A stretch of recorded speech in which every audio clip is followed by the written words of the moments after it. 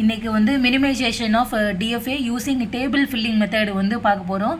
So இது மாதிரி வந்து ஆட்டோமேட்டிக் டயக்ராம் கொடுத்து மினிமைசேஷன் ஆஃப் டிஎஃப்ஏ கேட்கலாம், இல்லாட்டி வந்து டைரெக்டாக ஸோ டிரான்சிஷன் டேபிள் கொடுத்தும் மினிமைசேஷன் ஆஃப் டிஎஃப்ஏ வந்து கேட்கலாம். ஸோ இந்த மாதிரி ஆட்டோமேட்டாக கொடுத்தாங்கன்னா கொடுத்தோம்னு அதில் வந்து ஏதாச்சும் வந்து டெட் ஸ்டேட் இருக்கா, அன்ரீச்சபிள் ஸ்டேட் இருக்கான்னு வந்து ஃபஸ்ட்டு பார்க்கணும். அப்படி எப்படி கண்டுபிடிக்கிறேன்னா, ஒரு ஸ்டார்டிங் ஸ்டேட்டில் இருந்து என்னால் ஒரு ஸ்டேட்டை ரீச் பண்ண முடியாட்டி அந்த ஸ்டேட்டுக்கு பேர் தான் வந்து டெட் ஸ்டேட்.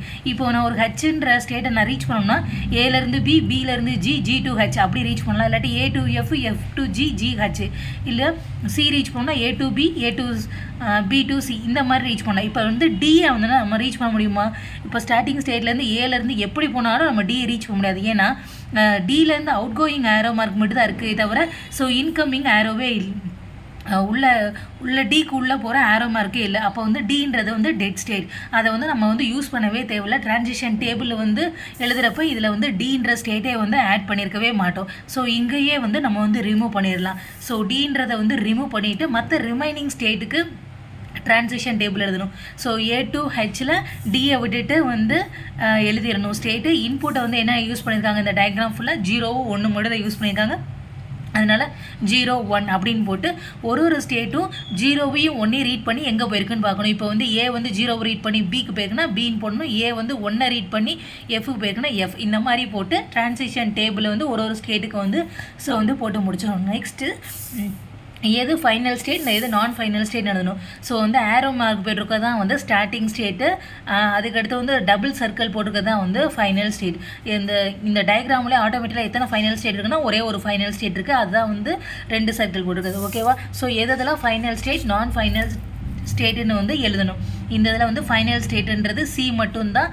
ஸோ நான் ஃபைனல் ஸ்டேட் வந்து மற்ற ரிமைனிங் ஸ்டேட்ஸ்லாம் வந்து இது பண்ணு. அதுக்கடுத்து ஃபஸ்ட்டு ஸ்டெப் வந்து என்னென்னா, இந்த மாதிரி வந்து ஒரு டேபிள் வந்து க்ரியேட் பண்ணுவோம். இந்த டேபிளுக்கு பேர் தான் வந்து என்னென்னா ஸ்டேட் பேர் டேபிள் அப்படின்னு வந்து சொல்லுவாங்க. ஸோ இதை யூஸ் பண்ணி தான் வந்து ஈக்குவலண்ட்டான ஸ்டேட்ஸில் எது அப்படின்றத வந்து கண்டுபிடிச்சி நம்ம மினிமைஸ் பண்ணுவோம். ஸோ எப்போ வந்து ஒரு ஸ்டேட் வந்து ஈக்குவலண்ட்டாக இருக்காதுன்னா இந்த இதில் வந்து முக்கியமான பாயிண்ட்டு இந்த ஒன்று தான்.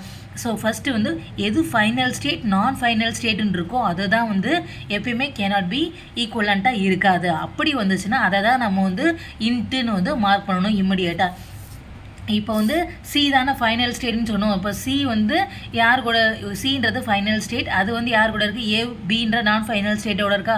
அப்போ இந்த இது ரெண்டையும் வந்து இந்த ஒரு வார்த்தையை மட்டும் நல்லா ஞாபகம் வச்சுக்கோங்க. ஃபைனல் ஸ்டேட்டும் நான் ஃபைனல் ஸ்டேட்டும் சேர்ந்து வர இடத்துல இன்ட்டுன்னு வந்து மார்க் பண்ணிடுவோம். ஏன்னா அது வந்து ஈக்குவலண்ட்டாக இருக்க முடியாது. இப்போ சின்றது ஃபைனல் ஸ்டேட்டு, அதோட பேர் என்னது, ஏவும் பியும் வந்து நான் ஃபைனல் ஸ்டேட், அப்போ வந்து இன்ட்டு.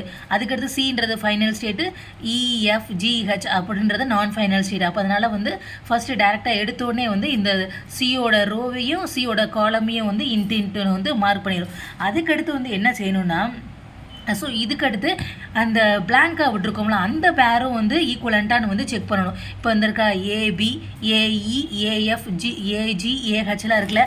ஸோ அந்த பேரும் வந்து இந்த மாதிரி ரிமைனிங் இருக்குல்ல, இந்த பிளாங்காக இருக்குல்ல, அதுவும் வந்து ஈக்குவலண்ட்டானு செக் பண்ணணும். ஸோ அது எப்படி செக் பண்ணுறதுன்னா, ஸோ இந்த மாதிரி வந்து எழுதணும். ஸோ வந்து ஐட்ரேஷன் 1 அப்படின்னு வந்து போட்டு ஸோ வந்து check all the remaining unmarked pairs. என்னென்ன அன்மார்க்டு பேர்ஸ் இருந்துச்சு, ஸோ இங்கே இருந்துச்சா, so AB, AE, AF, AG, ஏஹெச்ன்னு இருந்துச்சுன்னா ஸோ அதை வந்து வரிசையில் எழுதணும். ஏபி, ஏஇ, ஏ அந்த மாதிரி. அதுக்கடுத்து பியில் வந்து என்ன இருந்துச்சு, என்னது பிஇ, பிஎஃப், பிஜி, விஹெச்ன்னு இருந்துச்சா. ஸோ அந்த இது வந்து வரிசையாக வந்து பியிலேருந்து அதோடது.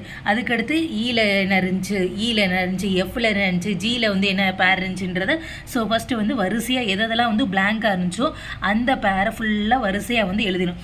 ஸோ எழுதி முடிச்சுட்டு அதுக்கடுத்து ஒரு பேரும் 0 ரீட் பண்ணி எங்கே போயிருக்கு, 1 ரீட் பண்ணி எங்கே போயிருக்குன்னு எழுதணும். இப்போ ஏ வந்து 0 இந்த டேபிளை பார்த்து வந்து எழுதணும். இந்த கொஷினில் கொடுத்துருக்காங்களே.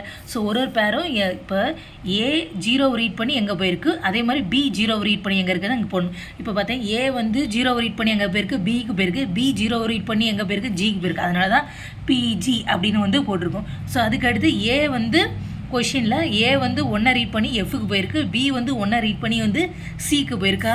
அப்போ எஃப்சியா அதை வந்து எஃப்சின்னு போட்டுக்கும். ஸோ இது மாதிரி ஒரு பேரும் ஜீரோ ரீட் பண்ணி எங்கே போயிருக்கு, அதுக்கடுத்து 1 ரீட் பண்ணி போய் எங்கே போயிருக்குன்ட்டு இந்த ஸோ எல்லா பேர் அந்த பிளாங்காக இருந்துச்சுல, ஸோ அந்த எல்லா பேருக்கும் 0 ரீட் பண்ணி எங்கே போயிருக்கு, 1 ரீட் பண்ணி எங்கே போயிருக்குன்னு ஃபுல்லாக வந்து ஃபில் பண்ணி வச்சுக்கணும். ஸோ ஃபில் பண்ணி வச்சு முடிச்ச பின்னாடி என்ன பண்ணணும்னா, ஸோ அது வந்து ஈக்குவலண்ட்டாக நாட் ஈக்குவலண்ட்டான்னு வந்து பார்க்கணும். ஸோ இப்போ வந்து ஒரு ஃபைனல் ஒரு நான் இங்கே இருக்கா, ஒரு ஃபைனல் ஒரு நான் ஃபைனல் வந்துச்சுன்னா அதை வந்து ஈக்குவலண்ட் இல்லை, அப்போ இது வந்து எக்ஸ்ன்னு மார்க் பண்ணிடும். இப்போ வந்து இதில் வந்து சின்றதை வந்து ஃபைனல் ஸ்டேட் தானே, அதுக்கடுத்து எஃப்ன்றது நான் ஃபைனல். இது ரெண்டில் ஏதாச்சும் ஒன்று வந்தாலுமே இன்ட்டுன்னு மார்க் பண்ணிடும். இது வந்து ஃபைனல் சின்றது, எஃப்ன்றது நான் ஃபைனல், அப்போ இது வந்து இன்ட்டுன்னு மார்க் பண்ணிடும். இதில் ஃபைனல்ன்ற சின்றதே வந்து வரலை, அப்போ வந்து அதை வந்து பிளாங்காக வந்து போட்டுருவோம். அதுக்கடுத்து இதில் வந்து சி வந்திருக்கா இந்த பேரில், அப்போ வந்து இன்ட்டுன்னு மார்க் பண்ணிடும். ஸோ இதில் சி வந்திருக்கா வரல, அதனால் இதை வந்து பிளாங்காக வச்சுருவோம். இதில் சி வந்திருக்கு, அப்போ இன்ட்டுன்னு மார்க் பண்ணுவோம். இதுலேயும் சி வந்திருக்கு, இதுலேயும் சி வந்திருக்கு, இதுலேயும் வந்து சி, ஒரு ஃபைனல் நான் ஃபைனல் இந்த மாதிரி வந்திருக்கு. ஸோ இதில் வந்து 2 சி வந்திருக்கு. 2 சினா 2 ஃபைனல் வரக்கூடாது, ஒரு ஃபைனல் ஒரு நான் ஃபைனல் தான், ரெண்டுமே ஃபைனல் வரக்கூடாது. ஸோ அதனால் வந்து என்னது, இது பிளாங்க். அதுக்கடுத்து இப்போ ஹச் இங்கே இதில் சி வந்திருக்கு, இதில் அதனால் இன்ட்டு, இதுலேயும் சியே வரல, ஆனால் வந்து இன்ட்டு போட்டிருக்கோம். ஏன்னா ஸோ ஹச்சு இது மாதிரி ஒன்றையும் ப்ராசஸ் பண்ணுறதுக்கு முன்னாடி இப்போ பிளாங்காக வந்துச்சுன்னா அதுக்கு முன்னாடி அந்த சிம்பிளை ப்ராசஸ் பண்ணியிருக்காங்களான்னு பார்க்கணும். ஹச்ஜி அப்படின்றத ஏற்கனவே ப்ராசஸ் பண்ணியிருக்காங்களா அப்படின்னு வந்து பார்க்கணும். இல்லாட்டி ஜிஹெச் அப்படின்னு இருக்கா அப்படின்னு பார்க்கணும். இல்லை, அதுக்கடுத்து எஃப்இன்னு வந்திருக்கு, எஃப்இ இல்லாட்டி இஎஃப்னு ஏதாச்சும் ப்ராசஸ் பண்ணியிருக்காங்களா இதுக்கு முன்னாடி அப்படின்னு ஆமாம், இஎஃப் அப்படின்றத ப்ராசஸ் பண்ணியிருக்காங்க. அது வந்து பிளாங்க் இன்ட்டாக வந்து இருக்குது, இன்ட்டுன்னு வந்திருக்கா மார்க் பண்ணியிருக்கோமா, அப்போ இந்த பேரும் இன்ட்டு, இந்த 2 ஏதாச்சும் ஒன்று இன்ட்டுன்னு மார்க் பண்ணியிருந்தால் இந்த பேரும் இன்ட்டு அப்படின்னு போடணும்.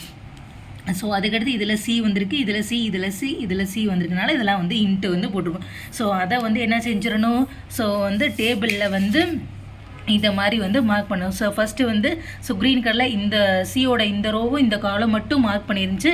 ஸோ அதுக்கடுத்து ஐட்ரேஷன் 1 முடிச்ச பின்னாடி இந்த டேபிளை பார்த்து எங்கெங்கெல்லாம் இப்போ ஏபி பேர் வந்து இன்ட்டு இருந்துச்சுன்னா ஸோ வந்து ஏவும் பியும் மீட் பண்ணுற இடத்துல இன்ட்டுன்னு மார்க் பண்ணிடணும். அதுக்கடுத்து ஏவும் எஃப், அதுக்கடுத்து ஏவு ஹெச் அப்படின்றத இந்த டேபிளை பார்த்து மார்க் பண்ணணும். ஸோ எதெல்லாம் பிளாங்காக விட்டுருக்கோம், ஏஇ ஏஜி, அதுக்கடுத்து ஏஹெச், இந்த ஏஇ ஏஜி பிஹெச் இந்த 3 மட்டும் பிளாங்காக விட்டு ஸோ வந்து இந்த டேபிளை வந்து ஃபில் பண்ணி ஐட்ரேஷன் 1 முடிஞ்ச பின்னாடி ஸோ இந்த டேபிள் ஸ்டேட் பேர் டேபிள் வந்து இந்த மாதிரி வந்திருக்கும். ஸோ இப்போ வந்து ஐட்ரேஷன் 2க்கு வந்து போயிடணும். ஸோ ஐட்ரேஷன் 2ல் இந்த பேர் டேபிளில் எதெல்லாம் பிளாங்காக இருந்துச்சோ ஸோ அதை எடுத்து திரும்ப வந்து எழுதணும்.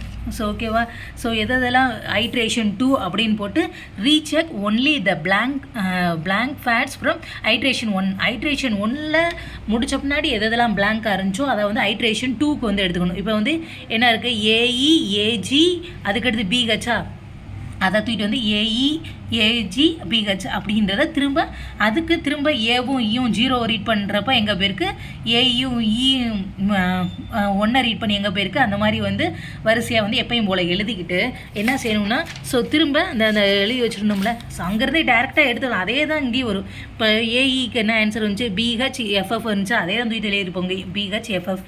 ஏஇஜிக்கு என்ன இருந்துச்சு, பிஜி எஃப்இ இருந்துச்சா, அதே தான் வந்து இங்கே அதவே தான் தூக்கிட்டு வந்து இந்த 3க்கும் திரும்ப எழுதணும். பிளாங்காக இருக்குது அதை எழுதிக்கணும்.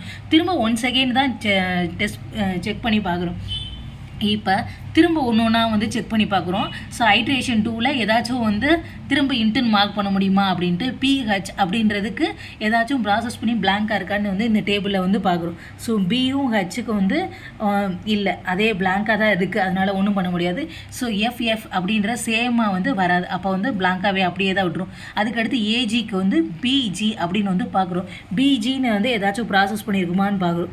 ஆமாம், பிஜின்றதை ப்ராசஸ் பண்ணி இன்ட்டுன்னு வந்திருக்கு, அப்போ வந்து இன்ட்டுன்னு போட்டுரும். அதுக்கடுத்து எஃப் ஏதாச்சும் ஒன்று வந்தாலே இதுதான் சரி, இதுக்கு வந்து செக் பண்ணிடும். எஃப்இ அப்படின்றதுக்கு பார்க்குறோம், இல்லாட்டி இஎஃப் அப்படின்றதுக்கு பார்க்குறோம். ஆமாம், இஎஃப் இல்லாட்டி எஃப்இ அதுக்கு வந்து இன்ட்டுன்னு வந்து மார்க் பண்ணிடும். அப்போ இன்ட்டு, அப்போ ஏதாச்சும் ஒன்று வந்து இன்ட்டுன்னு மார்க் பண்ணாலே இந்த பேர் ஏஜியும் தான் என்னது இன்ட், அப்படி இன்ட்டுன்னு மார்க் பண்ணிடுவாங்க. ஸோ அதுக்கடுத்து அதனால தான் ஏஜி அப்படின்றதுக்கு நேராக வந்து இன்ட்டு வந்து மார்க் பண்ணிடுவோம். அதுக்கடுத்து பிஹெச்சில் ஸோ ரெண்டுமே சேமாக ஃபைனல் வந்திருக்கு, அதை வந்து ஒன்றும் பண்ண முடியாது. ஓகேவா, இப்போ வந்து இது பிளாங்க், இது ஒன்று மட்டும் என்னது ஐட்ரேஷன் 2ல் இன்ட்டுன்னு வந்து மார்க் பண்ணியாச்சு. ஸோ இப்போ அதுக்கடுத்து வந்து இப்போ ஐட்ரேஷன் 2 முடிஞ்ச பின்னாடி வந்து எதெல்லாம் வந்து பிளாங்காக இருக்குது. இப்போ ஏஇயும் பிஹெச்சும் மட்டும் தான் வந்து பிளாங்காக இருக்குது. அந்த டேபிளில் ஏஇயும் பிஹெச்சும் மட்டும் பிளாங்காக இருக்குது. அதை வந்து என்ன எடுத்துக்கணும்?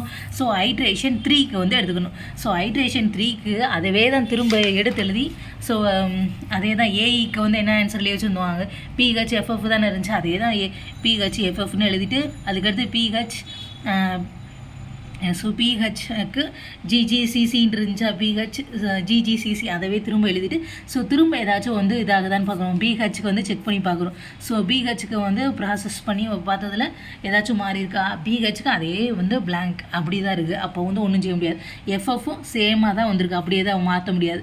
அதுக்கடுத்து ரெண்டுமே ஜிஜி இங்கே ஃபைனலே வந்து வரல, இல்லாட்டி இன்டூ மார்க் பண்ணல. ஜிஜின்ற பேரே வந்து இந்த இதில் வந்து இருக்காது. அதுக்கடுத்து சிசியும் வந்து இருக்காது. அப்போ பிளாங்க். ஸோ இப்போ வந்து எந்தெந்தமே ப்ராசஸ் பண்ண முடியாட்டினா அதோட ஐட்ரேஷனை வந்து முடிஞ்சிருச்சுன்னு அர்த்தம். அவ்வளோதான் இதோட. ஸோ அப்போ வந்து இந்த ரெண்டு பேருமே ஈக்குவலண்ட், ஏஇயும் பிஹெச் ரெண்டுமே வந்து ஈக்குவலண்ட்னு அப்படின்னு அர்த்தம். ஸோ அப்படின்னா ஈன்னு இருக்க இடத்துல இப்போ ஈன்னு இருக்க இடத்துல ஏவை யூஸ் பண்ணலாம், ஹெச்ன்னு இருக்க இடத்துல ஸோ பியை வந்து யூஸ் பண்ணிக்கலாம். ரெண்டுமே ஈக்குவலண்ட். அப்போ அதுக்கடுத்து என்ன எழுதணும்னா, மினிமைஸ்டு டிஎஃப்ஐ எப்படி வந்து மாறும்னா, கொஸ்டினோட ஸ்டார்டிங்கில் எத்தனை ஸ்டேட் இருந்துச்சு, மொத்தம் 7 ஸ்டேட்டு வந்துருக்கும். So ABC 1 2 3 4 5 6 7 அப்படின்றச்சா. ஸோ இப்போ ஏஇயும் பிஹெச்சும் சேம்ன்றனால இந்த ஈன்ற இந்த ரோவும் வராது. அதுக்கடுத்து ஹச் இருக்குல்ல, இந்த ஹச்சுன்ற ரோவும் வந்து வராது. அதை விட்டுட்டு மற்றதுக்குள்ளே வரும். அதுக்கடுத்து ஏபிசி சிக்கு அடுத்து இ வராது, எஃப் ஜி இந்த இது மட்டும் வரும்.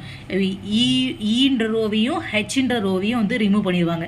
ரிமூவ் பண்ணிவிட்டு அதுக்கடுத்து வந்து உள்ளே இருக்குது. இப்போ ஏவுக்கு பிஎஃப் இருக்கா, ஸோ அதே பிஎஃப்னு எழுதிடுவாங்க. அதுக்கடுத்து பிக்கு ஜிசி இருக்கா, அதை வந்து ஜிசின்னு எழுதுவாங்க. அதுக்கடுத்து சிக்கு வந்து ஏசின்னு இருக்கா, அதே வந்து ஏசி எழுதியாச்சு. அதுக்கடுத்து எஃப்க்கு வந்து என்ன இருக்குது, சிஜின்னு இருக்கா, சிஜின்னு எழுதியாச்சு.